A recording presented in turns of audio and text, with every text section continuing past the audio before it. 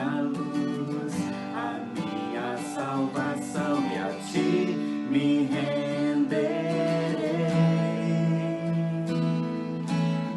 Se ao teu lado estou, seguro em tuas mãos, eu nada temerei.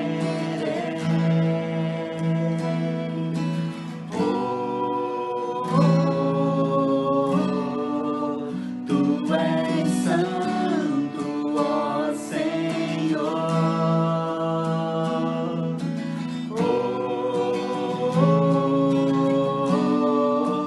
Tu és digno de louvor. Só em ti confiarei, eu nada temerei. Em frente eu irei, pois eu sei que vivo estás, e um dia voltarás no céu pra nos buscar, pra sempre reinará. Aleluia.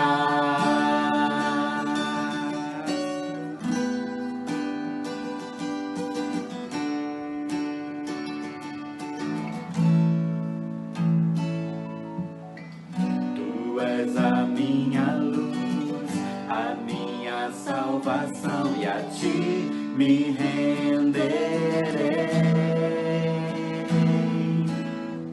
Se ao teu lado estou, seguro em tuas mãos, eu nada temerei.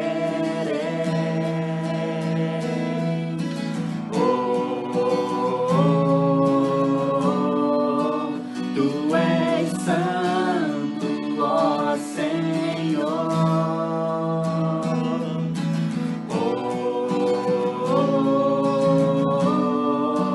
Tu és digno de louvor. Só em ti confiarei, eu nada temerei. Em frente eu irei, pois eu sei que vivo estás, e um dia voltarás do céu pra nos buscar, pra sempre reinará. Aleluia.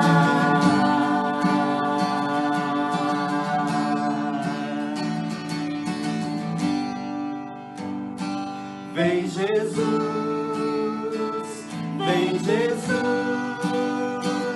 Maranata, ora vem Senhor Jesus. Vem Jesus, vem Jesus, Maranata, ora vem Senhor Jesus. Vem Jesus, vem Jesus, Maranata, ora vem Senhor Jesus.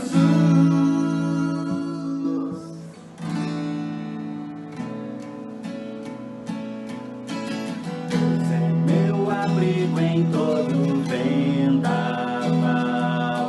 nele tenho, pois, toda proteção.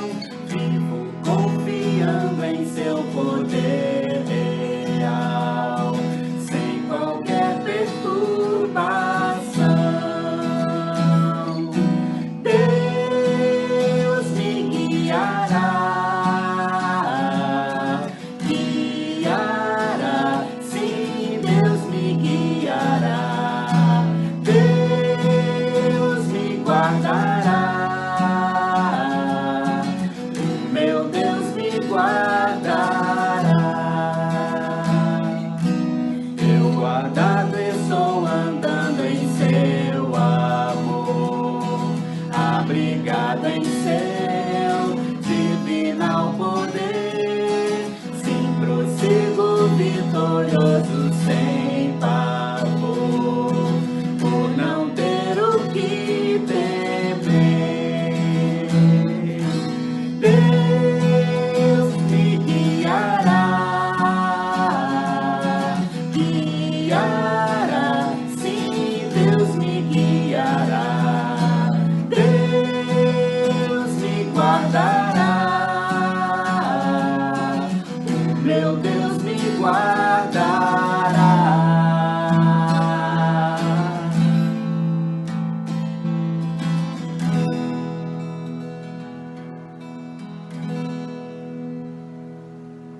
Queridos irmãos, boa noite. Nós vamos dar continuidade ao estudo da carta de Tiago, que é absolutamente atual para as nossas vidas.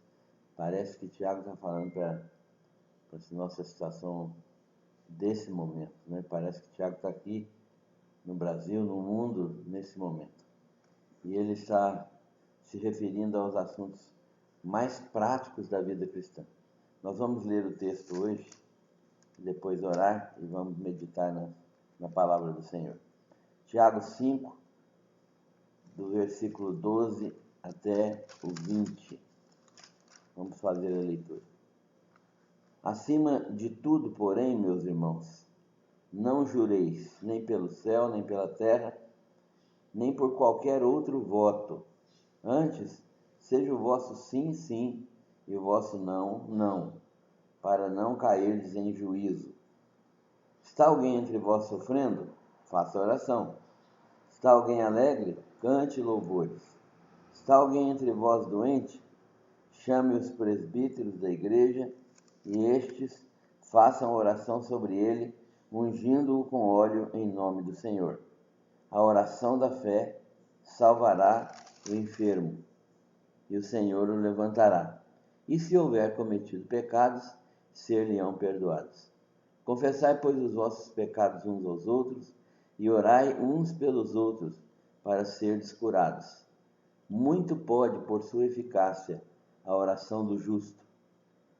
Elias era homem semelhante a nós, sujeito aos mesmos sentimentos, e orou com instância, para que não chovesse sobre a terra, e por 3 anos e 6 meses não choveu. E orou de novo, e o céu deu chuva, e a terra fez germinar seus frutos. Meus irmãos, se algum entre vós se desviar da verdade, e alguém o corrigir, o converter, sabei que aquele que converte o pecador do seu caminho, salvará da morte a alma dele e cobrirá uma multidão de pecados. Que Deus abençoe esta palavra para a nossa meditação. Vamos orar. Pai, nós agradecemos ao Senhor, porque tens sustentado a nossa vida, tem mantido o nosso coração firmado no Senhor e tem alimentado o nosso coração com a Tua palavra.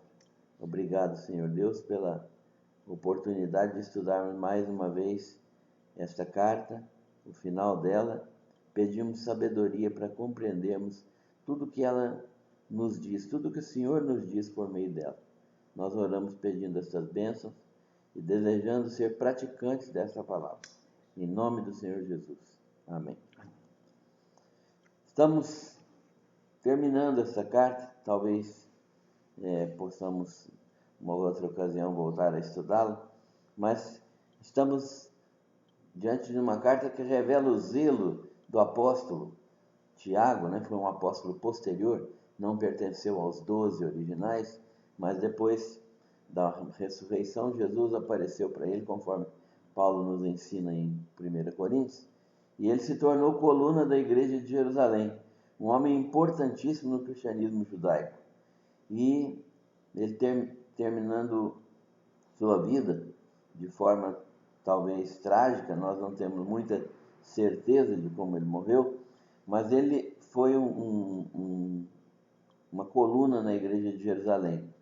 E ele tinha uma preocupação muito grande com a igreja cristã recém-organizada, uma igreja cristã que era judaico-cristã, porque era constituída apenas de judeus convertidos. Ainda não havia conversão de gentios.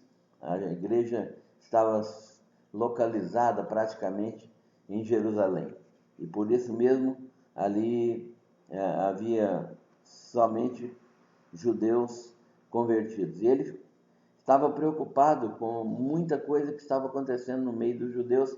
Eles estavam sendo dispersados por outros países, sendo expulsos praticamente da região por causa da perseguição, e para onde eles iam, eles se reuniam em outros lugares, nas sinagogas que outros judeus já reuniam em outras localidades. E ali, muitos dos costumes judaicos que eles deveriam abandonar, começaram a voltar à prática. Tiago, tão preocupado com isso, ele ensina que o sacrifício da cruz do Calvário resolveu toda a questão do pecado. Que o sacrifício da cruz do Calvário condenava judeus e gentios à morte, porque todos pecaram. Que o sacrifício da cruz do Calvário reunia judeus e gentios em um só povo, e eles poderiam se reunir como igreja do Senhor, como um único povo, sem ter nenhum problema de reunião entre eles, já que judeu, antes da conversão, ele não podia se reunir com o gentio. Mas ele está mostrando agora que a igreja é um único corpo. E esse único corpo é um corpo reconciliado em Cristo Jesus. A igreja agora é constituída de um novo homem que é lavado no sangue do Cordeiro e que não tem mais nenhuma barreira. Somos todos um em Cristo. Essa preocupação de Tiago é uma preocupação evidente. E no nosso texto de hoje, Tiago está reiterando muitas das ordens que ele deu, muitos dos conselhos que ele apresentou na carta, muitos dos mandamentos que ele expressou na carta. Ele falou na carta sobre provações, sobre tentações, sobre perseguições, sobre perseverança no sofrimento, sobre busca de sabedoria, falou sobre obediência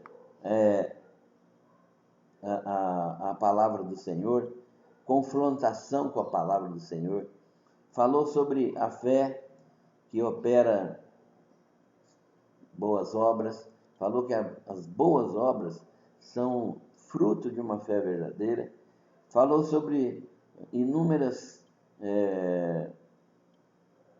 outras coisas, sobre língua, sobre conversas torpes, sobre fofocas, sobre maledicência.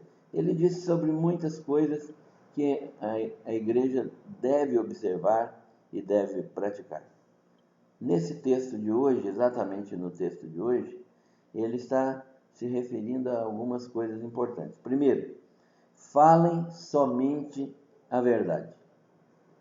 Como que é difícil, né, irmãos, a gente falar somente a verdade.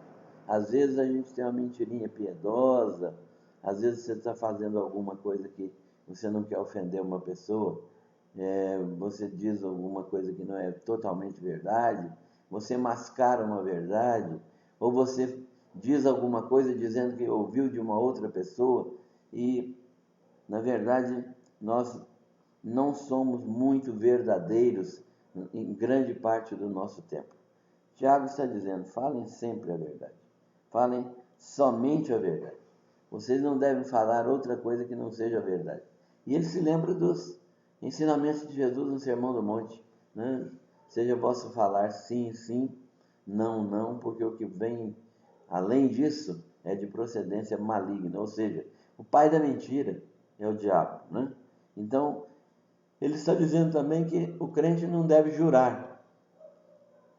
Jurar por quê? Se eu estou dizendo só a verdade, eu não preciso jurar, porque jurar é pedir que alguma coisa de fora confirme aquilo que eu estou falando. Então eu juro por Deus porque isso aqui que eu estou falando é verdade. Se você só fala a verdade, não tem necessidade de jurar. E jurar por qualquer coisa. O judeu jurava pelo altar, jurava pela oferta, jurava pelo céu, jurava pela terra. Nós não somos possuidores de nada disso. Tiago está dizendo, não jureis nem pelo céu, nem pela terra. Né? Não jurem. A palavra de vocês deve ser sim, sim, não, não. Ele está falando também de votos. Há muitos crentes que ainda fazem votos. Não é errado fazer voto, mas preferencialmente não fazê-los, porque na maioria das vezes a gente esquece e não cumpre. E tem coisas que não precisam ser votadas.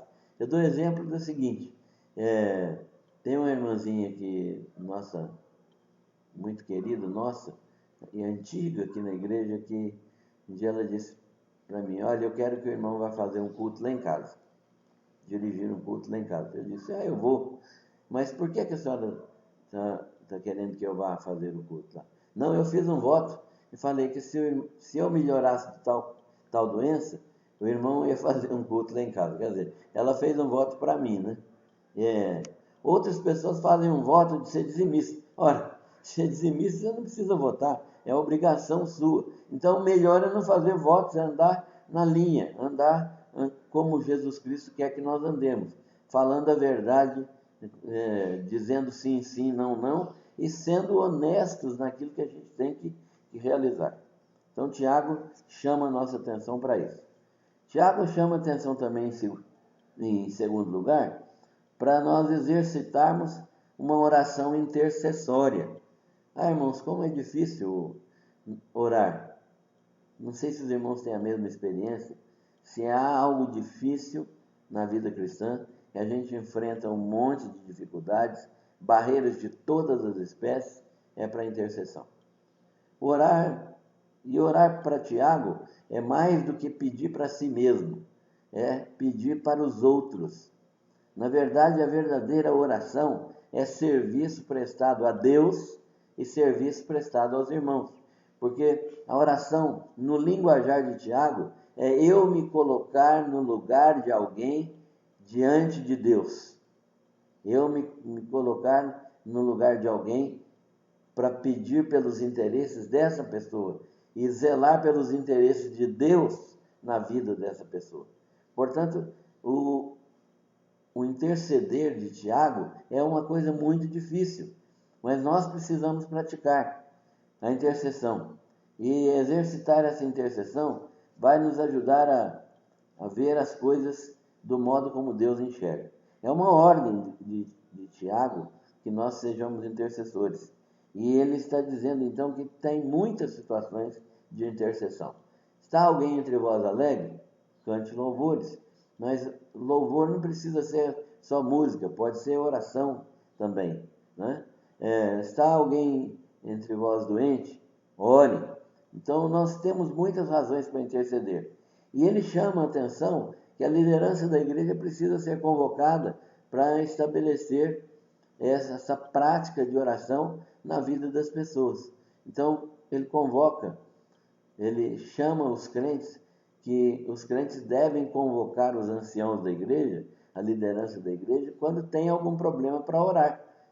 A liderança não tem a obrigação de adivinhar, mas ela tem a obrigação de orar, de interceder pela vida das pessoas.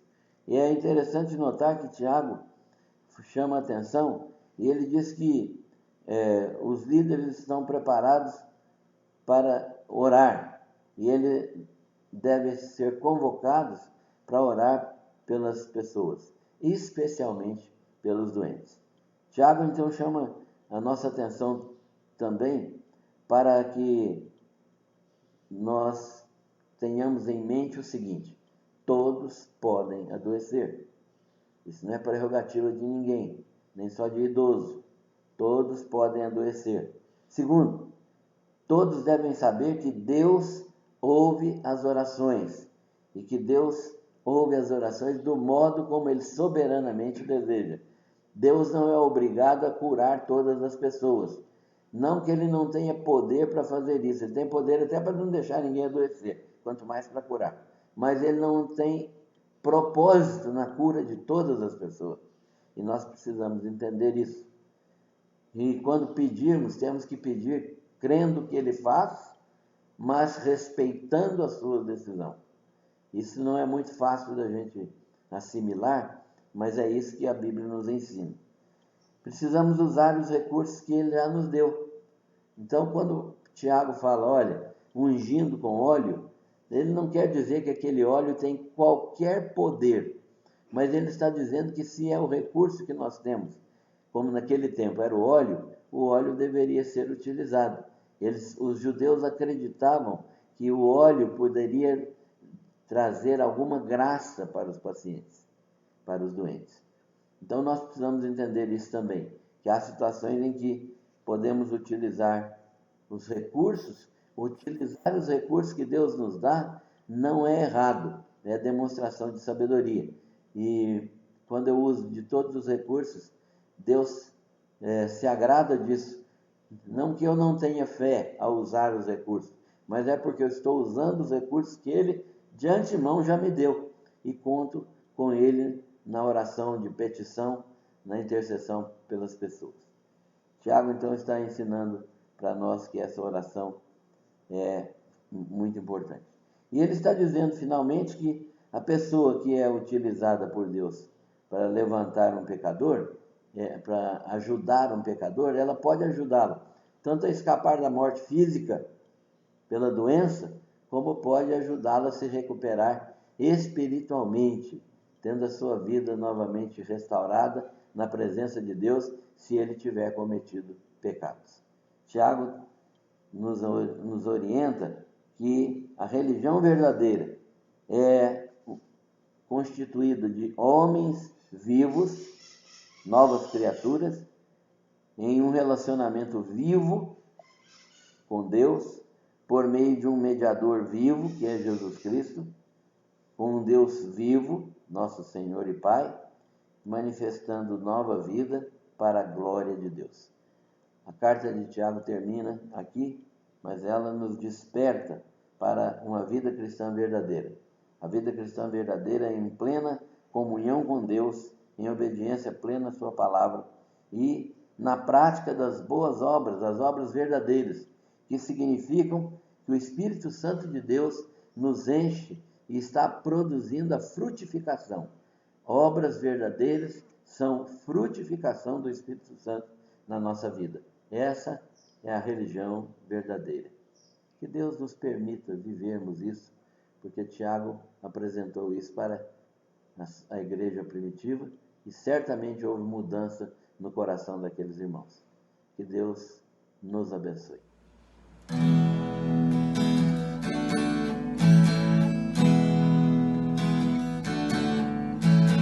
Tu és soberano sobre a terra, sobre os céus, tu és Senhor absoluto. Tudo que existe acontece, tu sabes muito bem, tu és tremendo. Apesar desta glória que tens, tu te importas comigo também. Este amor tão grande eleva-me, amarra-me a ti. Tu és tremendo.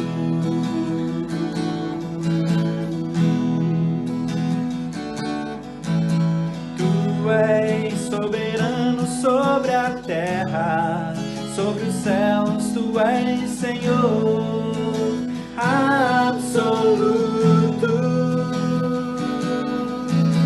Tudo que existe acontece, tu sabes muito bem, tu és tremendo. Apesar desta glória que tens, tu te importas comigo também.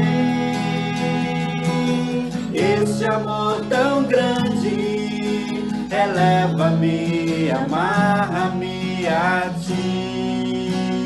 Tu és tremendo.